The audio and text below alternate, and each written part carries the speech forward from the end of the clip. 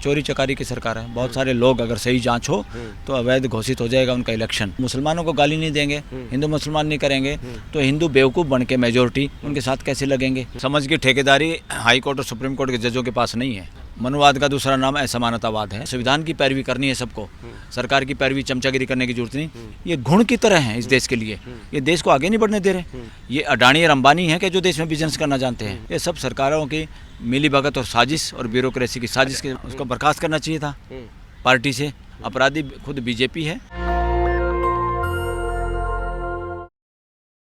सरकार बने हुए लगभग 4 महीने हो चुके हैं और देश में जो है कई सारे मुद्दे चल रहे हैं। आज उन्हीं सब मुद्दों पर बातचीत करने के लिए हमारे साथ मौजूद हैं बलराज मलिक साहब। सर, आपका स्वागत है। जी जी, थैंक यू। सर, जिस तरह से चुनाव में चल रहा था कि संविधान बचाने की लड़ाई चल रही थी, सभी पार्टियां जो जिनको भी जितनी सीटें आई हैं, जो विपक्ष में हैं, जो सत्ता पक्ष में हैं, सभी लोगों ने इसी बात को रखा कि हम संविधान बचाने की लड़ाई कर रहे हैं। हालांकि फिर से भाजपा जो है उन्होंने समर्थन से सरकार बनाई। लेकिन जिस तरह से संविधान पे पीछे के दरवाजे से हमला हो रहा है कि आरएसएस पर से बैन हटता है, SC/ST कोटे में सब कोटे का फैसला आता है, क्या कहना चाहेंगे? क्या कि सरकार की जो है एक तरह से रस्सी जल गई लेकिन जो है ऐंठन नहीं गई? बिल्कुल बिल्कुल। क्या है, सरकार में जो लोग बैठे हुए हैं, जो सत्ता में हैं, उनका समर्थन किसको है? आरएसएस का बैकअप है जी। आरएसएस की भाषा नहीं बोलेंगे तो कैसे काम चलेगा? इसलिए ऐठन किसकी है? वो उनको बोलना मजबूरी है। सत्ता में रहना है, CM रहना, PM रहना है तो उनको वो बात बोलनी ज़रूरी है, वो ड्रामा करना ज़रूरी है जो आरएसएस को पसंद है, जो मनुवादियों को पसंद है। इसलिए ये बात हो रही है। अदरवाइज़ तो मिली जुली सरकार है, कहने का मतलब समर्थन से सरकार है, ये अच्छा है। और मैं तो कहूँगा इसमें चोरी चकारी की सरकार है। बहुत सारे लोग अगर सही जांच हो तो अवैध घोषित हो जाएगा उनका इलेक्शन। अगर इस देश में वो प्रोविज़न अभी नहीं है इतना स्पीडली, वरना तो एक आदमी भी गलत तरह से इलेक्टेड प्रतिनिधि बने वो बहुत बड़ा अपराध है इस देश के लोकतंत्र पे। सर, वक्फ बोर्ड पे जो फैसला वक्फ बोर्ड पे जो एक बिल आया वो सर 10 सालों के बाद पहली बार कोई कानून जो है JPC को गया, संयुक्त संसदीय समिति को गया। तो दिलीप मंडल जो विचारक हैं वो लिखते हैं कि समर्थन वाली सरकार जो है आ चुकी है, क्योंकि 10 सालों के बाद पहली बार कोई बिल जो है वो एक तरह से JPC को गया है। क्या कहना चाहेंगे आप इस पर? हर एक बिल जाना चाहिए JPC को। हमने कोई चोरी से कानून थोड़ा बनाने हैं। इस देश में राजाओं का राज थोड़ा है, इस देश में लोकतंत्र है। लोकतंत्र में जितना ज़्यादा लोगों को डिबेट में शामिल करेंगे, संवाद में शामिल करेंगे, उतना कानून निखर के आएगा, देश के हित में होगा। इसलिए जाना ही चाहिए था पहले इन्होंने कभी नहीं बेचा। बहुत सारे बिल तो मनी बिल के रूप में पास कर लिए इन्होंने। बहुत गलत है, डेमोक्रेसी की हत्या हुई है बहुत बार। और ये तमाशा जुडिशरी भी देखती रही इस देश के अंदर, तब जाके देश की हिम्मत टूटती है। और हिम्मत जब और ज़्यादा टूटी जब अपोजिशन के लीडर सारे चुप थे, कोई भ्रष्टाचार में फंसा हुआ था, कोई डर रहा था, किसी की जमानत नहीं मिल रही थी और लोगों को जमानत नहीं मिल रही थी। बड़ी बात ये थी, एक ऐसा अपराध हो रहा था, जुडिशियल अपराध हो रहा था, मैं तो ये कहूँगा लोगों के ऊपर। लोगों के जो राइट थे फंडामेंटल, उनका वायलेशन हुआ इस देश में।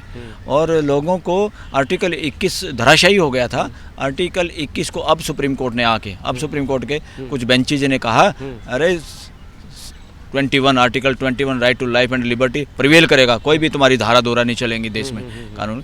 ये बात मैं पहले से कहता रहा।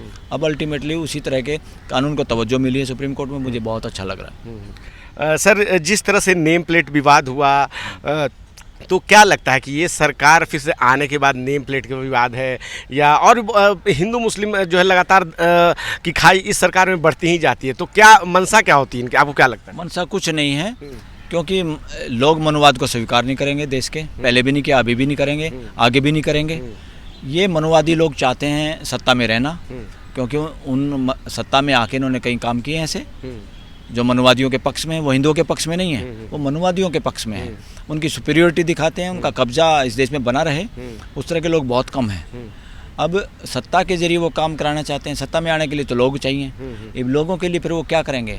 मुसलमानों को गाली नहीं देंगे, हिंदू मुसलमान नहीं करेंगे तो हिंदू बेवकूफ़ बन के मेजोरिटी उनके साथ कैसे लगेंगे? हिंदुओं को लगा के लॉलीपॉप दे के ये हिंदू मुसलमान करते हैं और उनका वोट लेके कुछ इलेक्शन में गड़बड़ हो कर करा के ये इस तरह का मामला फिट बैठ रहा है। इसलिए जब तक ये मामला फिट बैठेगा ऐसे करते रहेंगे। सर, सुप्रीम कोर्ट का जो फैसला है 1 अगस्त को, उसको लेके जो आम जनमानस है सोचती है कि सुप्रीम कोर्ट ने फैसला दिया है तो सही फैसला दिया है। जो आम जनमानस की बात है कि आरक्षण है तो उनको समझ ज़्यादा है कि किसको ज़्यादा मिलना चाहिए, किसको कम मिलना चाहिए। कोई समझ की ठेकेदारी हाई कोर्ट और सुप्रीम कोर्ट के जजों के पास नहीं है। समझदार तो हर मानव है इस देश का। जो भी इस 140 करोड़ की बात करता है वही समझदार है। जो 140 करोड़ से भी आगे 800 करोड़ मानव की जल जंगल ज़मीन की बात करता है वो सबसे ज़्यादा समझदार है। जो सहअस्तित्व की बात करता है वो सबसे ज़्यादा समझदार है। इसलिए सुप्रीम कोर्ट का जज होने से समझदारी का ठेका हो गया, ऐसा कुछ नहीं है। कॉन्स्टिट्यूशन में जो है अगर उसके मुताबिक कोई हम फैसला करते हैं वो फैसला भी फिर टेस्ट करना पड़ेगा। सुप्रीम कोर्ट हो, हाई कोर्ट हो, कोई भी कोर्ट हो, खासतौर पे कॉन्स्टिट्यूशनल कोर्ट, हाई कोर्ट और सुप्रीम कोर्ट, अगर इनके फैसले उसको लक्ष्य रख के नहीं किए जाते, सोच के नहीं किए जाते प्रीएम्बल क्या कहता है इस देश का और देश के लोगों के फंडामेंटल राइट क्या हैं, और प्रीएम्बल ये कहता है कुछ भी काम हो, कोई भी न्याय हो, वो न्याय परिणित होना चाहिए, वो न्याय भाईचारे में बदलना चाहिए। अगर न्याय की जजमेंट भाईचारे में नहीं बदलती वो न्याय नहीं, अन्याय है देश के लिए। तो न्याय का मतलब ये है देश में भाईचारा बढ़ना ही न्याय है। देश में सहअस्तित्व के रूप में लोग इकट्ठे रहना ही न्याय है। देश की हवा, पानी, जल, जंगल, ज़मीन को बचाए रखना ही न्याय है, वरना सब कुछ अन्याय है। बाकी इस तरह के इसके खिलाफ जो भी बातें हैं। सर, मूल संविधान में क्रीमी लेयर की बात कहीं नहीं कही गई है SC/ST कोटे में, तो सुप्रीम कोर्ट ने खुद से ही एक जो क्रीमी लेयर की अवधारणा लाई है, तो आप उस पर क्या कहना चाहेंगे? बिल्कुल गलत किया सुप्रीम कोर्ट ने। जो सिद्धांत है ही नहीं, जो बात है ही नहीं संविधान में, वो आप नहीं कह सकते। आपका काम कानून बनाना नहीं है। आप सजेशन दे सकते थे, आप ये कह देते भाई इस तरह का मामला सुप्रीम कोर्ट में आ रहा है या बार बार आ रहे हैं तो इस पे गौर फरमाना चाहिए और सरकार को भेज देते। क्या इस पे आप लोग अपनी चर्चा करिए और पार्लियामेंट पे इस पे आप लोगों की समस्याओं पे ध्यान दीजिए, हम तो इस पे कर नहीं सकते, ऐसा कहना चाहिए था। सजेशन देना चाहिए था, डायरेक्शन नहीं देनी चाहिए थी, सजेशन देना चाहिए था। इस पे फैसला नहीं करना चाहिए था क्योंकि इनके कार्यक्षेत्र में आता ही नहीं। सर, जनता का एक बहुत बड़ा भाग सोचता है कि कॉलेजियम के अंदर मनुवाद है। कॉलेजियम जो है सबसे ज़्यादा आरक्षण वहाँ पे है। आज़ादी के 78 साल बीतने के बाद भी आज हाई कोर्ट और सुप्रीम कोर्ट में जो जज बनते हैं वो एक ही परिवार के लोग बनते रहते हैं। 200 परिवार के लोग जो हैं उन्हीं लोगों का राज चल रहा है। तो कहीं ना कहीं आरक्षण जो है उन्होंने अपने लिए कर रखा है। ये बिल्कुल ये असमानतावाद है, इसमें कोई दो राय नहीं। मनुवाद का दूसरा नाम असमानतावाद है। असमानता की जो बात करते हैं, असमानता के आधार पे जो खुद अपने को अग्रणी या अपने को राज करने के काबिल, अपने को समझदार, अपने को सबको गुलाम बना के रखने की जो मानसिकता है, ये समानतावादी मानसिकता, जिसका इस देश में मनुवादी मानसिकता भी कहते हैं। ये इसमें मैं इस बात से बिल्कुल सहमत हूँ। 80 साल के अंदर भी अगर सुप्रीम कोर्ट में पूरे देश का प्रतिनिधित्व नहीं है जजों के रूप में, ये साबित करता है कि कहीं ना कहीं असमानतावाद हावी रहा है इस देश में, जुडिशरी में भी। इसमें कोई दो राय नहीं है और आज भी ये वक्त आ गया है, इसको सुधारने की ज़रूरत है, संभलने की ज़रूरत है। और सबसे ज़्यादा तो जो सरकारी वकील बनते हैं, एडवोकेट जनरल, अटॉर्नी जनरल और उसके ऑफिस में जितने भी वकील होते हैं राज्यों में और केंद्र सरकार में, देश के पैसे से उनको पैसे मिलते हैं, केसों के तनख्वाह मिलती है और वो लोग देश के वकील होते हैं, वो पॉलिटिकल पार्टी के, सरकार के नहीं होते। Attorney general of India, advocate general of the state, उस स्टेट में ना पॉलिटिकल पार्टी आती ना कोई सरकार आती, उसमें पूरा का पूरा जनता आती है, पूरा राज्य आता है, पूरा देश आता है और उसमें देश के बाद संविधान आता है। संविधान की पैरवी करनी है सबको, सरकार की पैरवी चमचागिरी करने की जरूरत नहीं। यहाँ पर बहुत बार दिखाई देता है advocate general, attorney general high court में, सुप्रीम कोर्ट में इस तरह की बकवास करते रहते हैं जो संविधान के पक्ष में नहीं होती और सरकारों की चोरी चकारी और भ्रष्टाचार बचाने के लिए होती है। ये अपमान है संविधान का, ये अपमान है देश की जनता का, ये अपराध है देश के संविधान के साथ और उस पद के साथ भी अपराध है और अपमान है। एडवोकेट जनरल और अटॉर्नी जनरल के पदों के साथ भी अन्याय है। सर, अभी अभी एक मामला आपने सुना होगा लेटरल एंट्री का। 45 पोस्टों पे जो है सेक्रेटरी सचिव के पदों पे लेटरल एंट्री के ज़रिए IAS बनाने की बात कही गई। विरोध हुआ और सरकार ने फिर उस फैसले को वापस लिया। कई लोगों का कहना था कि उसमें जो अनुभवी लोग हैं, सक्षम लोग हैं, वैसे लोगों की सरकार सेवा ले सकती है। कई लोग समर्थन में थे और कई लोग विरोध में थे। आप क्या कहना चाहेंगे? पूंजीवाद के और मनुवाद के लोग हैं वो, जिनको लेना चाहते थे, जो इनके अंदर घुसाना चाहते थे सरकार के अंदर। आज चाहे RBI हो, चाहे सेबी हो, चाहे बड़ी बड़ी कंपनियां हो, मंत्रालय हो, सबके रिटायर्ड अधिकारी या उनके बच्चे इन्हीं व्यापारियों के यहाँ, पूंजीपतियों के यहाँ नौकरी करते हैं, अडानी के यहाँ काम करते हैं, रिलायंस के यहाँ काम करते हैं और कंपनियों में काम करते हैं। ये गुण की तरह हैं इस देश के लिए। ये देश को आगे नहीं बढ़ने दे रहे, देश में इकोनॉमिक समानता नहीं आने दे रहे। ये अडानी और अंबानी हैं कि जो देश में बिजनेस करना जानते हैं। वहाँ काम कौन करते हैं? इसी देश के बेटा बेटी काम करते हैं। तो क्यों एक आदमी इतना कैसे कमा पा रहा है? ये सब सरकारों की मिली भगत और साजिश और ब्यूरोक्रेसी की साजिश की वजह से होता है। कई बार आम जनता ये सोचती है कि अगर कुछ काबिल लोग हैं प्राइवेट सेक्टर में हैं, अगर उनको सरकार जो है आईएएस बनाती है, सरकारी सेक्टर में कुछ दिन के लिए लाती है, तो क्या नुकसान है? इससे देश को फायदा होगा, जो कि वो बहुत सक्षम लोग हैं, ऐसा वो सोचती है। अरे उनको सलाहकार रखो, आप ऐसे अफसरशाही के अंदर शामिल ना करो जो पॉलिसी बनाने के मालिक बन जाए। ऐसा नॉनसेंस। इसका सर आप नो कह रहे हैं, कारण क्या है सर इसका? कारण इसलिए है क्योंकि ये स्पष्ट दिखाई दे रहा है, चोरी चकारी, देश पे कब्जा, ये देश के कब्जे की मानसिकता है। अरे मेरे को ठीक काम करना, आपको ठीक काम करना, अपने ऑफिस में, अपने घर में आप कानून को तोड़ेंगे किसी को? आप घर में दूसरी बीवी रख सकते हैं क्या? अपने बेटे के अलावा दूसरे के बेटे को उतना हक दे सकते हैं क्या? बिल्कुल। उनकी इज्जत करो, उनकी सलाह लो, और किसी को कोई अच्छी सलाह देता है उसके बदले में पैसे दो और उनसे राय मशवरा लो। क्या दिक्कत है? किसी की औरत को अच्छा खाना बनाता, आपकी औरत को नहीं आता, तो उस औरत की बहन जी बुला के उसको रिस्पेक्ट करके घर में लाइए, अपनी औरत को सिखवाइए, आपकी औरत भी सीख जाएगी। उसको परमानेंट आप औरत कैसे बना सकते हो अपनी?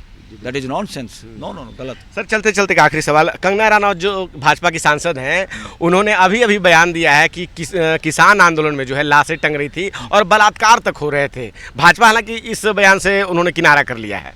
किनारा क्या करना, उसको बर्खास्त करना चाहिए था पार्टी से। ये किनारा क्या है? ये बयान दिलवा के बाद में कहते किनारा करवा लिया। ये कोई भी बयान नहीं दे सकता इनके बिना। ये ऊपर से हाईकमांड से, इनका स्टोरी राइटर डायरेक्टर कुछ लिमिटेड लोग हैं, ऊपर से शरारत शुरू होती है। नहीं सर, पार्टी ने तो बिल्कुल किनारा कर लिया। अरे अभी किनारा कर लिया, लिख दिया होगा, उससे क्या होगा? वो कंगना नाराज थोड़ा है, उसको पता है किनारा कर लिया, पहले बुलवा दिया फिर किनारा कर लिया। ज़्यादातर जो बयान देते हैं पॉलिटिक्स में ऐसे नेता, इस तरह के लोग जिनको इस तरह की बकवास करने के बाद भी टिकटें दी जाती हैं, जैसे बृजभूषण के लड़कियों को भी टिकट दी खिलाड़ियों को छेड़खानी के उस मामले में। क्या है, क्या मजबूरी थी बीजेपी को? इसके अलावा इनके पास कोई कैडर नहीं। कहते हैं कैडर वाली पार्टी है, बड़ी पार्टी है, संघ है, चरित्र निर्माण करते हैं। क्या करते हैं ये लोग? क्या किया इन्होंने? ऐसे लोगों को टिकट देना इसलिए देते हैं इनको, ये इन्होंने वो बोला है पहले भी जो इनसे बुलवाया गया है। मनसा क्या होती, क्या लगता है? अरे ये पिंजरे के तोते की तरह बुलवाया है। अच्छा। जब बोल दिया तो इनको गिफ्ट दे दी, इलेक्शन लड़ लो, और जो जीत के मेंबर ऑफ पार्लियामेंट हो गए। ये मनसा कुछ नहीं है, ये सब शरारत है, ये ढकोसले हैं, ये कुछ नहीं बोलते, इनसे बुलवाया जाता है।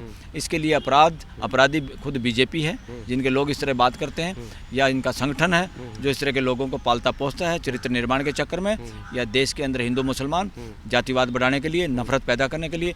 अगर उसने ये बयान दिया है तो मैं कहूँगा इससे नॉनसेंस घटिया बयान नहीं हो सकता। मेरे को तो लगता है एक तरह से मानसिक दिवाले या पन की शिकार है वो लेडी, अगर उसने ऐसा कहा है तो। चलिए सर, आपने हमसे बात की, बहुत बहुत शुक्रिया। जी, थैंक यू। तो हमारे साथ मौजूद थे अभी बलराज मलिक, जो कि सुप्रीम कोर्ट के वरिष्ठ वकील हैं। SC/ST कोटे से लेकर राजनीतिक बयान पे उनसे बातचीत हुई। क्या है आपकी राय? आप अपनी राय हमें कमेंट में ज़रूर बताएं। मैं रंजय कुमार, कैमरामैन आशीष के साथ, धन्यवाद। नेशनल दस्तक की आपसे गुजारिश है कि अगर इसको बचाना चाहते हैं तो नेशनल दस्तक को सब्सक्राइब करने के लिए रेड कलर के सब्सक्राइब बटन को दबाएं, फिर बेल आइकन की घंटी दबाएं। नेशनल दस्तक को बचाने के लिए बहुत ज़रूरी है कि हर खबर को शेयर करें, लाइक करें, कमेंट जरूर करें।